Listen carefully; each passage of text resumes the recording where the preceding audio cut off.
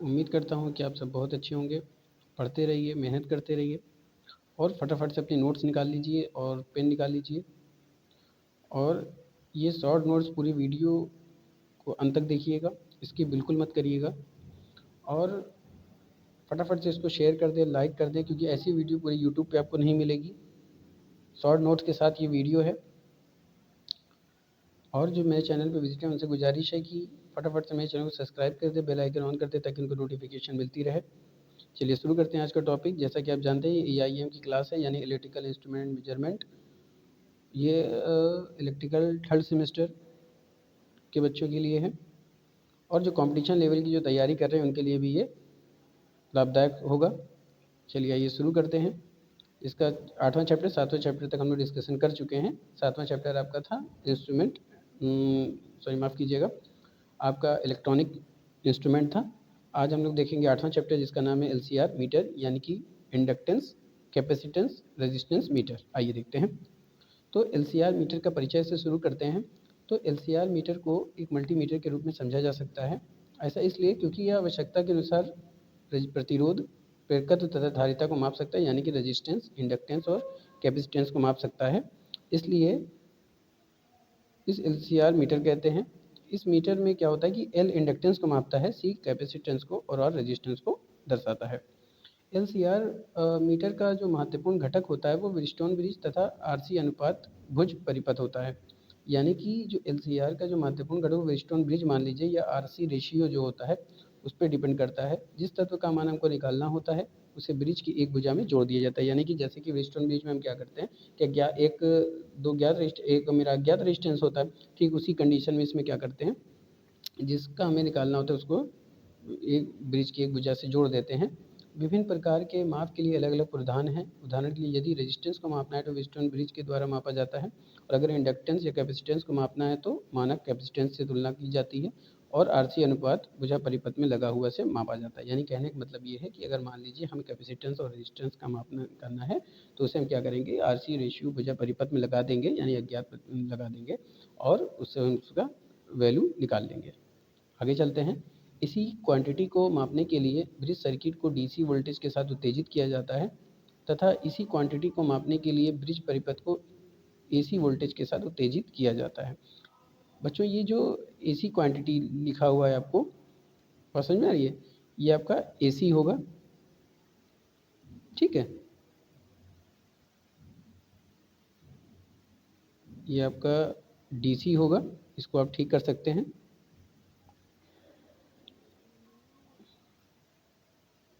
तो ये जो आपका DC क्वांटिटी को मापने के लिए हम क्या करते हैं, DC वोल्टेज के साथ उत्तेजित करते हैं। और इसी तरह अगर हमको AC क्वांटिटी को मापना होता है, इसको भी हम ठीक कर लेते हैं। AC क्वांटिटी को मापने के लिए हम क्या कहते हैं, मापने के लिए बेस सर्किट को AC वोल्टेज के साथ उत्तेजित करते हैं। बात समझ में आ रही है? किसके साथ करते हैं? AC वोल्टेज के साथ। चलिए तो करते हैं। ऐसी उत्तेजना उत्पन्न करने के लिए परिपथ में ऑसिलेटर का उपयोग किया जाता है, या 1 किलोहर्ट्ज़ की आवृत्ति उत्पन्न करता है। यानी कि इसका जो एक्साइटेशन होता है उसको करने के लिए हम ऑसिलेटर का इस्तेमाल करते हैं, और ऑसिलेटर क्या करता है कि 1 किलोहर्ट्ज़ की फ्रीक्वेंसी को क्या करता है, उत्पन्न करता है। आइए देखते हैं। ये LCR मीटर का ब्लॉक डायग्राम दिया हुआ है। देखिए, समझने की कोशिश करिएगा। देखिए, यहाँ पे बैलेंस लिखा हुआ है, यहाँ पे CS है, यहाँ पे कैपेसिटर लगा हुआ है, और यहाँ पे एडजस्टमेंट रेजिस्टेंस दिया हुआ है, यहाँ पे सप्लाई दी हुई है। यहाँ पे आपका LCR है, और इसी के साथ क्या जुड़ा है, एक एमीटर जुड़ा हुआ है, डिटेक्टर जुड़ा है, रेक्टिफायर जुड़ा है, और फ्रंट पैनल मीटर जुड़ा है।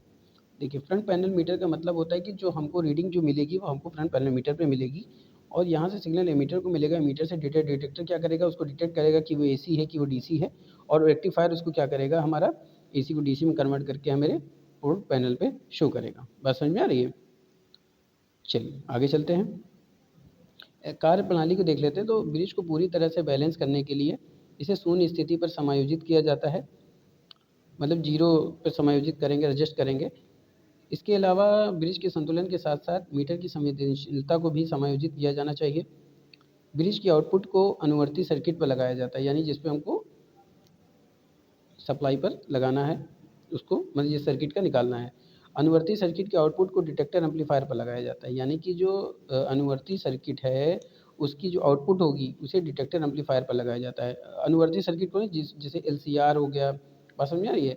एलसीआर की जो सर्किट होगी उसे हम उसके आउटपुट को हम क्या करें, डिटेक्टर एम्पलीफायर के साथ, ये देखिए आइए आपको दिखाते हैं।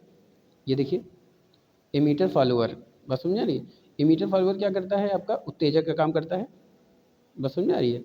तो उसकी जो सर्किट उसके आउटपुट को क्या करें, डिटेक्टर एम्पलीफायर पर लगाते हैं।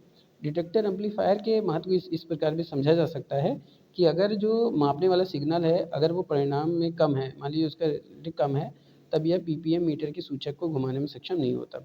यानी कहने का मतलब ये है कि मान लीजिए इसका परिणाम अगर कम है या इसका परिमाण कम है, ठीक है, उसका मैग्नीट्यूड कम है, एम्पलीट्यूड मैग्नीट्यूड कम है, तो क्या होगा, आपका पीएमएमसी मीटर के सूचक को घुमाने में सक्षम नहीं होता। यानी कि जो परमानेंट मैग्नेटिक कॉयल होता है उस मीटर के जो सूचक होता है, यानी कि इंडिकेटर होता है, उसको क्या कहते हैं, घुमा नहीं सकता है, ठीक है। इसी प्रकार स्थायी संकेत प्राप्त करने के लिए हम क्या करते हैं कि उच्च परिमाण मापन के संकेत की आवश्यकता होती है, लेकिन अक्सर यह देखा जाता है कि मापन प्रक्रिया में देरी के कारण भी सिग्नल का परिणाम कम हो जाता है, ठीक है। इसको आप काफ़ी कर लीजिएगा। यहाँ पे बच्चों ये लिखने में थोड़ा सा हो जाता है, इसके लिए मैं आपसे माफ़ी चाहता हूँ कि मुझे ठीक करना पड़ता है। काफ़ी सिग्नल का परिणाम क्या हो जाता है, कम हो जाता है। देरी के कारण जो काफ़ी सिग्नलों का जो परिणाम होता है वो क्या कम हो जाता है, जिसके कारण क्षणिकता कारक होता है। वही समस्या को दूर करने के लिए हम एम्पलीफायर का इस्तेमाल करते हैं। एम्पलीफायर क्या करता है, आपके मैग्नीट्यूड को बढ़ाता है, ठीक है। एम्पलीफायर क्या करता है, एम्पलीफायर जो होता है वो आपके जो फ्रीक्वेंसी का जो सिग्नल होता है उसको क्या करता है, आपका बढ़ाता है। अगर वो कम है तो उसको बढ़ा देगा, मतलब एडजस्ट कर देगा, ठीक है। वही एम्पलीफायर का कार्य होता है, ठीक है। एम्पलीट्यूड को क्या करता है, वो जो एम्पलीफायर होता है वो एम्पलीट्यूड मतलब सिग्नल को एम्पलीट्यूड करता है, ठीक है, बढ़ाने का काम करता है। आगे चलते हैं तो एलसीआर मीटर का फ्रंट पैनल देख लेते हैं। जिस तत्व को हमें मापना होता है उसे एलसीआर मीटर के परीक्षण टर्मिनल पर लगाया जाता है, जहाँ पे उसका टेस्टिंग टर्मिनल होता है वहाँ पे उसको लगाते हैं।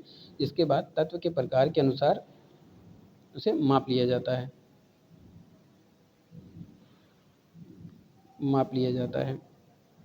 ठीक है, तो माप किया जाता है। एलसीआर मीटर को समझने के लिए फ्रंट पैनल पर उपलब्ध नियंत्रण को समझने की आवश्यकता होती है।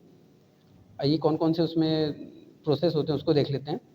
On off switches, LCR meter को चालू या बंद करने के लिए या कह लीजिए ऑन या ऑफ स्विच का इस्तेमाल किया जाता है। जब स्विच को ऑन रखा जाता है तो जो सप्लाई होती है वो जुड़ी होती है।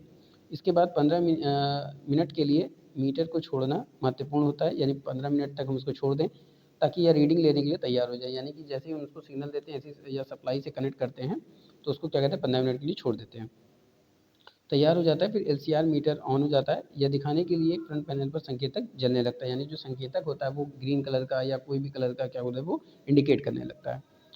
अगले होता है आपका टेस्ट टर्मिनल। तो फ्रंट पैनल पर दो बिंदु टेस्ट टर्मिनल का कार्य करते हैं तथा जिस तत्व का हमें मान ज्ञात करना होता है उसे टेस्ट टर्मिनल के बीच में हम जोड़ते हैं। कोई जो टर्मिनल है टेस्ट टर्मिनल उनके बीच में हम उसको जोड़ देते हैं।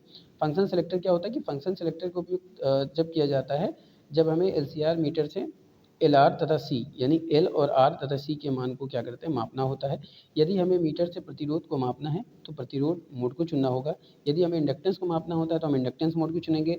इसी तरह यदि हम कैपेसिटेंस को मानना होता है तो कैपेसिटेंस मोड को हम चुनते हैं। बात समझ में आ रही? अगर आपको समझ में ना आ रहा हो तो आप इसको इंग्लिश में लिख सकते हैं, ठीक है, परेशान होने की ज़रूरत नहीं है। इसीलिए मैं डायरेक्ट अगर कोई मिस्टेक हो जाती है तो इसीलिए मैं इस पर ठीक कर लेता हूँ ताकि बाद में आपको कोई दिक्कत ना हो, ठीक है। बात समझ में आ रही है, परेशान ना हो आप लोग, इसको भी आप लोग ठीक कर सकते हैं।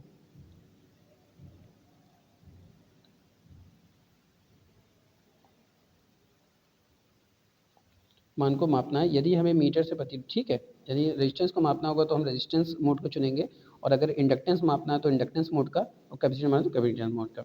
रेंज सिलेक्शन की बात करते हैं तो एलसीआर मीटर के द्वारा हमें एलसीआर मीटर को मापने के लिए हमें रेंज चुननी पड़ती है, अन्यथा गलत रीडिंग अगर हमको मिलती है तो हमें प्रतिरोध का मापन क्या होगा, मेगा ओम में करना है। यानी मान लीजिए कि हमें प्रतिरोध का अगर मापना हो तो उसको हम किस में रेंज में लेंगे, उसकी रेंज क्या होगी, मेगा ओम में होगी। तो रेंज सेलेक्टर द्वारा मेगा ओम हमें चुनना पड़ता है। सर्किट में गुणक का उपयोग करके उपेंद्र की सीमा को बढ़ाया जा सकता है, यानी कि जो इक्विपमेंट होती है उसकी हम रेंज को क्या कर सकते हैं, बढ़ा सकते हैं।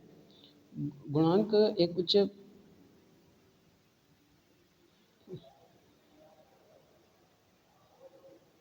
उच्च प्रतिरोध होता है जो कि धातु फिल्म से बना होता है, और इसके अलावा इसका तापमान क्या होता है, स्थिर होता है। बात समझ में आ रही है, तापमान क्या होता है, स्थिर होता है। ठीक है, आगे आता है स्केल जिस पे आप रीडिंग लेंगे। तो एलसीआर मीटर का पैमाना कैलिब्रेटेड होता है तथा यही पैमाना अंतिम मापन को दर्शाता है। यानी जो एलसीआर मीटर का जो पैमाना होता है यही क्या करता है, रीडिंग मतलब कितने ओम का है या कितने इंडक्टेंस का है या कितने हेनरी का है, कितने कैपेसिटेंस का है, उसमें क्या करता है वो के पैमाने के अनुसार जलता है। ठीक है, अब एलसीआर का अनुप्रयोग की बात करें तो एलसीआर मीटर के द्वारा हम क्या कर सकते हैं, इंडक्टेंस, कैपेसिटेंस, रेजिस्टेंस के मान को माप सकते हैं। जब भी हमें कोई मान को मापना होता है तो हमें उसे रेंज चुननी होगी, क्योंकि हमें मापने वाले तत्व का मान मालूम नहीं होता है। अगर उच्च रेंज पर शून्य दिखाता है तो हमें रेंज को कम करके मान को मापना होता है। मान लीजिए कि अगर रेंज जो आपको शून्य दिखाई दे रही है तो उसको हम क्या करेंगे, रेंज को कम कर लेंगे। उससे क्या होगा कि हमें उसका कुछ मान तो मिल ही जाएगा। ठीक है, चलिए एलसीआर मीटर की सुरक्षा की बात करें तो एलसीआर मीटर के ब्रिज को उत्तेजित करते समय हमें बहुत सी सावधानी बरतनी पड़ती है। और ऐसा करने के लिए, क्योंकि ऐसा इसलिए क्योंकि अगर अधिक वोल्टेज देंगे तो सर्किट जल सकती है। इसी प्रकार एलसीआर मीटर की सुरक्षा के लिए हमें एलसीआर मीटर के सर्किट के अंत में एक डायोड का इस्तेमाल करते हैं। जो क्या डायोड क्या करता है कि आपके वोल्टेज को क्या करता है, सीमित करता है, नियंत्रित करता है। ठीक है, ये डायोड एलसीआर मीटर को अधिक वोल्टेज से बचाता है। यदि कहने का मतलब ये है कि अगर मान लीजिए हम इसमें अगर डायोड का इस्तेमाल कर देते हैं एलसीआर मीटर में, तो क्या करेगा, अगर अधिक वोल्टेज आती है तो वोल्टेज को क्या करता है, नॉर्मल कर देता है, यानी उसके हिसाब से बना देता है ताकि सर्किट बची रहे। ठीक है, अब एलसीआर मीटर के हम प्रकार की बात करें तो एलसीआर मीटर दो प्रकार के होते हैं। कौन कौन से, एक होता है आपका बेंच टाइप यानी बेंच के ऊपर लगने वाले, एक होता है हैंड होल्ड यानी हाथ मैन लेकर, ठीक है, यानी हाथ में लेकर उपयोग करने वाला। इसको भी आप ठीक कर लीजिए।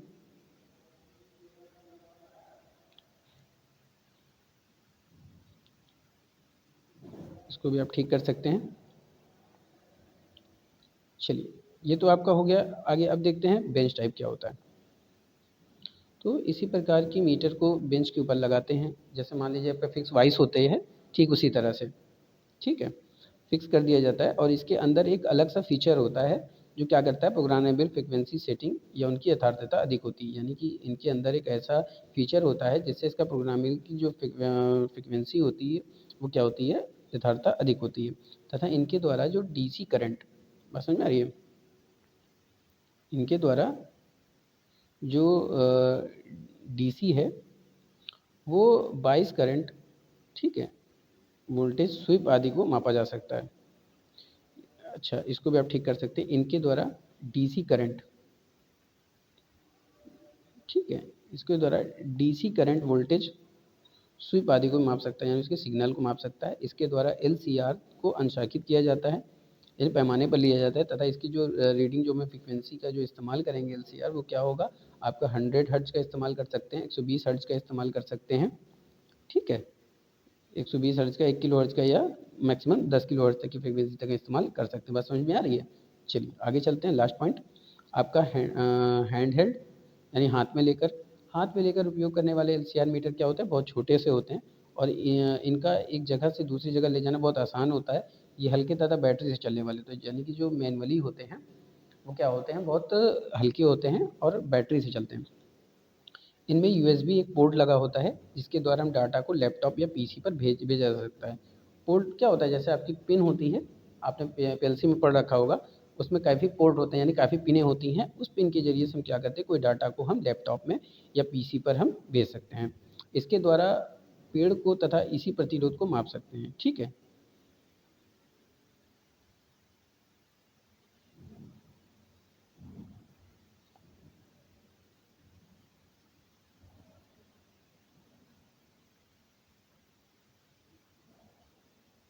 इसको भी ठीक कर लीजिए। इनके द्वारा हम इसी प्रतिरोध को क्या कर सकते हैं, माप सकते हैं। सॉरी, आप ये एसी कह सकते हैं इसको। एसी प्रतिरोध को हम क्या कर सकते हैं, माप सकते हैं। इनके मापने की यथार्थ जो क्षमता होती है वो किनके बीच होती है, आइए उसको देख लेते हैं। ये बहुत याद करने वाली इंपॉर्टेंट बातें हैं। ये आपकी 0.1% से 0.2% होती है। यानी एलसीआर मीटर की जो यथार्थता होती है मापने की, वो कितनी होती है, 0.1 से 0.2%। उम्मीद करता हूँ बच्चों कि आज का सेशन आपको पसंद आया होगा, और ये जो गलतियाँ हो जाती हैं उसके लिए मैं आपसे माफ़ी चाहता हूँ। पर कोशिश ये रहती है कि मैं आपको अच्छे से बेहतर दे सकूँ, इसीलिए मैं आपके उसमें ही मैं ठीक कर देता हूँ। ठीक है, और मेहनत करते रहिए। मेरी ईश्वर से प्रार्थना है कि आप अच्छे नंबरों से पास हों। फिर मिलेंगे अगले चैप्टर के साथ, तब तक के लिए जय हिंद, थैंक यू।